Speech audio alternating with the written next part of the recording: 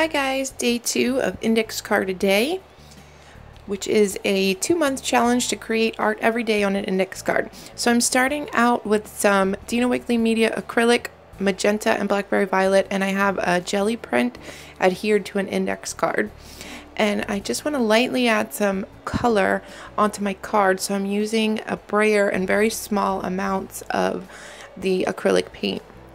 This is a small wooden brayer, and I honestly don't know where it's from. I took it from my dad's painting bucket, so I just like it because it's a smaller brayered area, and it's good on small surfaces like these index cards. So I also added some Dina Wakley Media in Peacock, just light touches. I just want slight variations in color, and I want to build up the color, not too much, because it's much easier to add light layers than it is to go in heavy and try to take it away.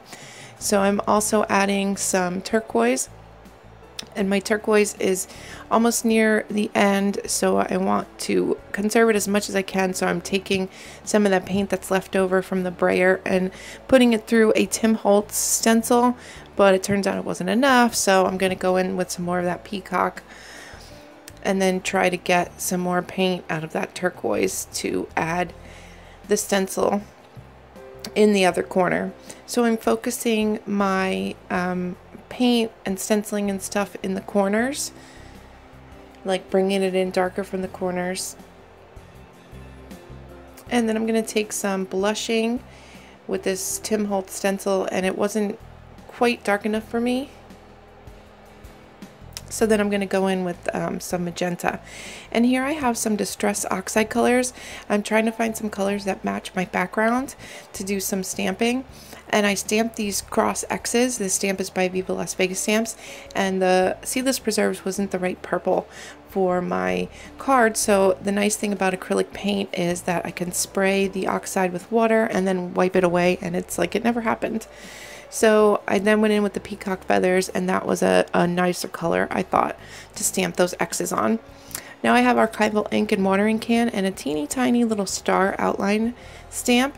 And then I'm going to stamp these bolder X's, which is also, these are all stamps by Viva Las Vegas Stamps.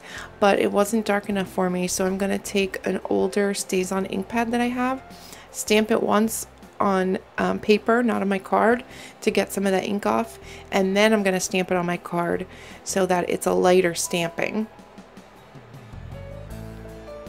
And I'm also going to stamp some of those cross X's with that ink as well. I'm just going to go around my edges with the ink pad.